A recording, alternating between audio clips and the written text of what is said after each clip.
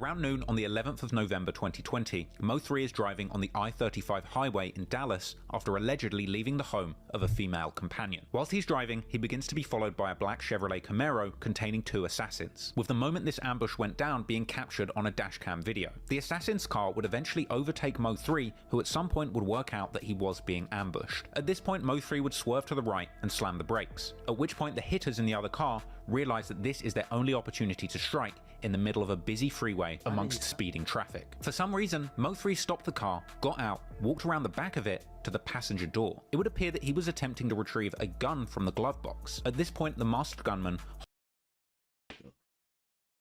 There had to be something wrong with the car. There had to be something. I'm just going to assume that there was something wrong with the car. That's why he did that. There has to be something wrong with the car. You're not going to tell me he got out, stopped seeing people follow him, got out, knew he couldn't get the pipe from his driver's seat. Got out, walked around. He walking. This nigga is not running. This nigga is not. He don't look like he have no urgency. He walked around, tried to reach and get the.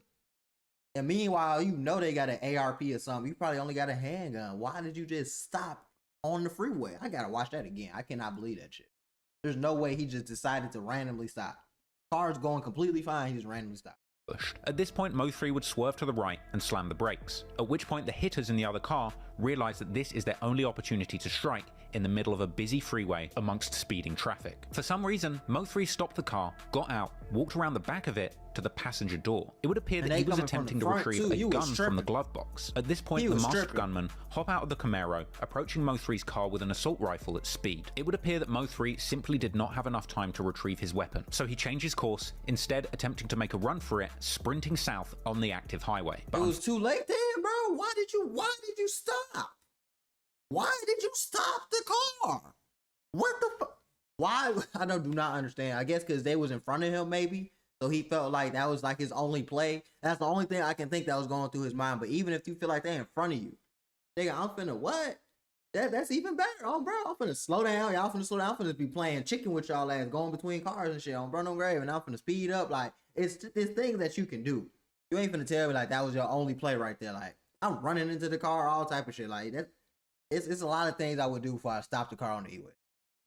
Fortunately, MO3 would not escape his shooters, ultimately being shot 9 times and being left for dead in the middle of the highway as the assassins fled in that same Camaro. And to make this incident even more shocking, MO3's body would be left in the middle of the highway for a considerable amount of time before the authorities arrived, with numerous clips of his final moments being captured and uploaded to social media, but are far too shocking to show you on YouTube. A member of the public was seen administering CPR as civilians tried to get the scene under control, but unfortunately, efforts to save him failed, and a lifeless MO3 would remain laid out on the highway as shocked Dallas residents passed by. Eventually, the police would arrive and take control of the scene, with news helicopters capturing footage from the air, and soon the local news would be making full reports on this brazen broad day murder. A manhunt is still underway after a deadly shooting along I-35 not far from the Dallas Zoo.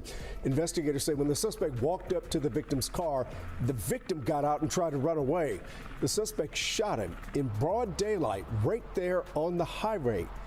A lot of people have been talking about the shooting on social media, and some of them say the victim is a well-known rapper in Dallas's hip-hop circle. A Dallas rapper is dead today after he was shot on I-35. 28-year-old Melvin Noble, also known as MO3, was shot on I-35 northbound near the Beckley-Zane curve. It is a stark example of the city's struggle to control violent crime. Police say the victim, a hip-hop musician named MO3, was approached by the killer on I-35.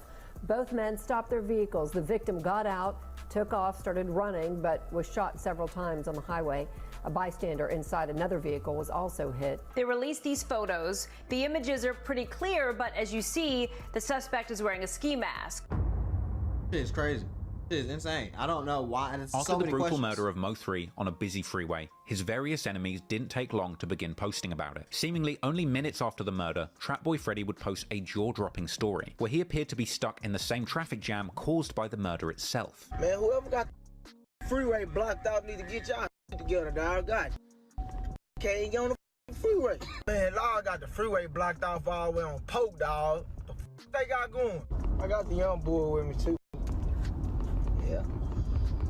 And some would go on to point out that Freddie's location in these posts were mere minutes from where Mo3's body had been laying in the road, raising suspicions that he might have had something to do with it. Freddie would apparently post tributes to several of his own dead friends immediately after Mo3's death, before going on to claim that it would be time for him to pop a bottle and celebrate what had just happened. Finna pop some bottles. It's bottle popping time.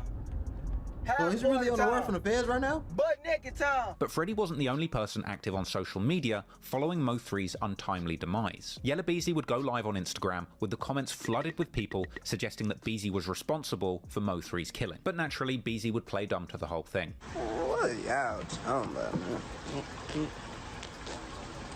Goddamn me. My smoke right out the jaw.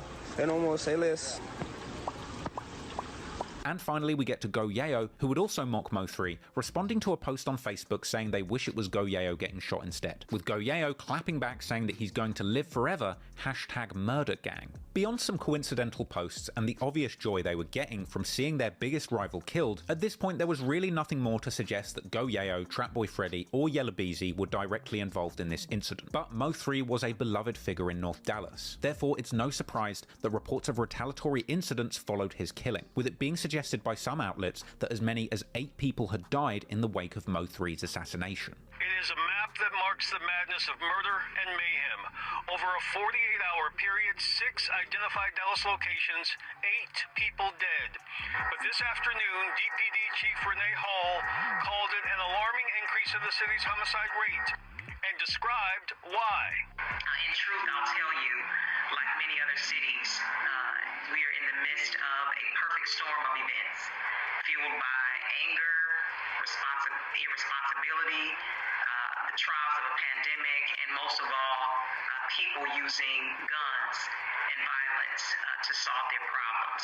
Chief Hall confirming today the brazen murder of rapper Mo3 on the Dallas freeway last week has set off a series of violent shootings now being investigated by the Dallas Police Department and the FBI. Since his death, we've had some other shootings and other violence that has been or appears to be loosely related to his death. The incidents, according to sources, include the drive-by shooting at this East Oak Cliff house on Sunday. 43-year-old Terrence Reed was killed. Clearly, the killing of Mo3 had intensified the violence behind the music in Dallas, and soon another famous rapper affiliated with Mo3 would end up catching a stray in this beef too, as regular collaborator and mentor of Mo3's Boosie would visit Dallas to attend a vigil for his fallen friend. I appreciate all the time we had together.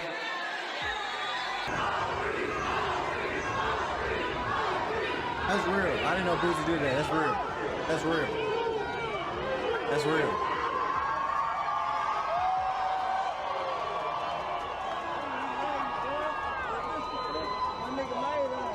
However, it would seem that sometime later, while still in Dallas, Boosie would end up being shot in the leg himself. Well, tonight we have confirmed that rapper Boosie was shot in Dallas. That word coming from Mo3's manager, Brandon Rainwater, but he didn't give us any more details. Police say someone called 911 and reported the shooting at Big T Bazaar earlier this afternoon. But when officers arrived, they didn't find anything. Why is he they at did Big say T Plaza? someone later turned up at a nearby hospital with a gunshot wound.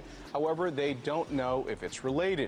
TMZ is reporting that the Louisiana rapper was in fact shot in the leg and is being treated at a hospital.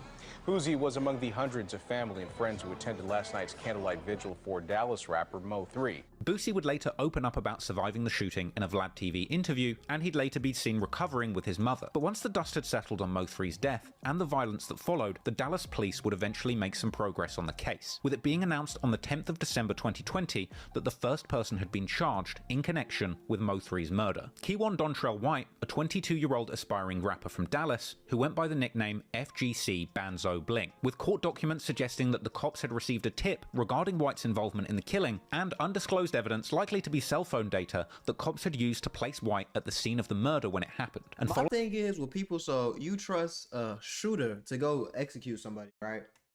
What makes you think a man that's low-key clinically insane has to be going on hits and like doing it for money and shit? You gotta be like low-key insane. What makes you think he's gonna keep it solid? What makes you think someone that's like really doing that is not gonna flip to save their own ass because they really just insane? Like, you know? Following his arrest, incriminating images from his own Instagram would circulate. Like this one, apparently posted only 2 days before MO3's murder, with the caption, "He put a bag on him, now I'm up," with White holding an enormous pile of cash and a rifle suspiciously similar to the one used in the murder. As well as 2 weeks after the murder, he was seen spending a large amount of cash at a jewelry store. And another image circulated, seemingly showing the car used in the crime parked outside wherever he was when this picture was taken on the surveillance video. And even after his arrest, he would post previews of new songs with lyrics where he claimed he will hop out of the whip and let it spray. But to make matters worse, the accused killer had apparent ties with Yella Beezy, as following the arrest, pictures would circulate showing them together. But clearly unfazed by the recent going-ons, at the top of 2021, Yella Beezy would post on Instagram saying that he was celebrating the end of 2020 by putting his haters in the dirt. Hey man, new year, new blessings. You understand me? We made it through a hell of a year. You understand?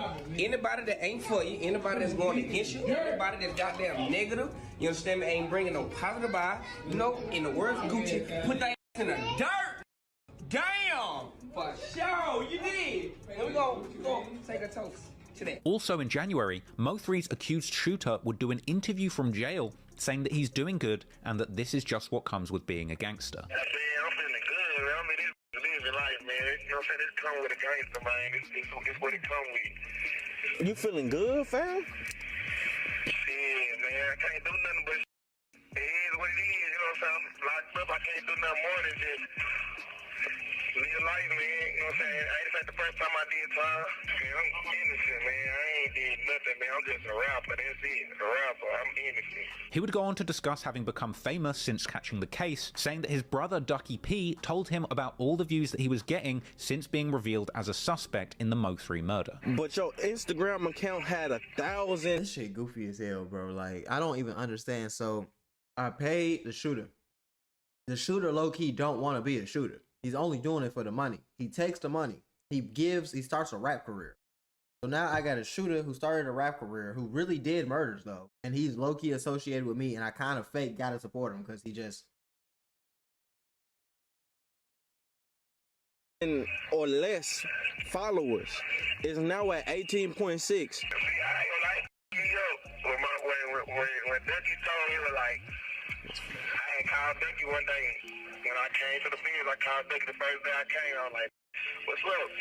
He was crying. He was like, "Damn, you finally made it. You famous now. You finally got what you wanted, but the wrong way. Like, man, you famous now. What? So my story getting 100,000 views. Post getting 100,000 views.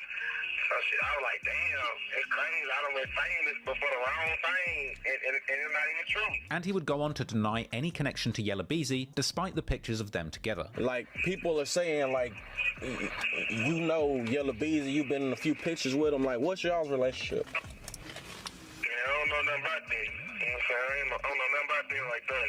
But on the outside, unsurprisingly, all of this going on had the authorities looking at Mo3's enemies closely. And in February 2021, Yella Beezy is arrested after being caught by undercover officers with 5 guns in a bulletproof SUV after leaving an Oak Cliff strip mall. Now that certainly wasn't sufficient to link Beezy to Mo3's killing, but regardless of the added police attention, that didn't stop Trapboy Freddy from dissing his fallen rival. As in March 2021, he would continue dropping diss songs aimed at Mo3 despite him being dead. Freddy's track Laugh Now would quite literally be a song asking Mo3 to laugh at him now, along with a music video showing Freddy rapping out the side of an SUV whilst driving on the same roads Mo3 was killed on, with Freddy even including a shot of that same road sign that he shared when he was mocking Mo3's death on the day of the murder on the same road. And he would rap lyrics literally saying that Mo3 laughed at him and now Freddy is laughing back. The whole song is a scathing diss aimed at Mo3 and mocking the way he died. Rapping things like, "I heard they jumped out the whip and he got ran down," saying, "Look how the beef panned out," and that the shooters caught him with his pants down. And he would go as far as to saying that he's putting bags on people and trying to pull up and get them. He would rap that they're catching body after body, telling his ops to dig their friends up. And even saying that his enemies should have thought about the consequences before dissing them. Even ending the track by saying that the diss songs are what got people killed. This was a wild song that realistically painted a clear picture. I ain't gonna lie, y'all just got arrested for that shit, bro. I thought they say Trapboy Freddy on the run. I don't know. Yella Beezy has got locked up, but he got like a $2 million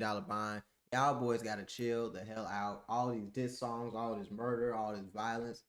It's only gonna cost y'all in the end. It's only costing you and your families. You feel what I'm saying? So I pray that y'all get your shit together and get your life together, but this ain't the way, bro. Y'all gonna keep seeing death or jail this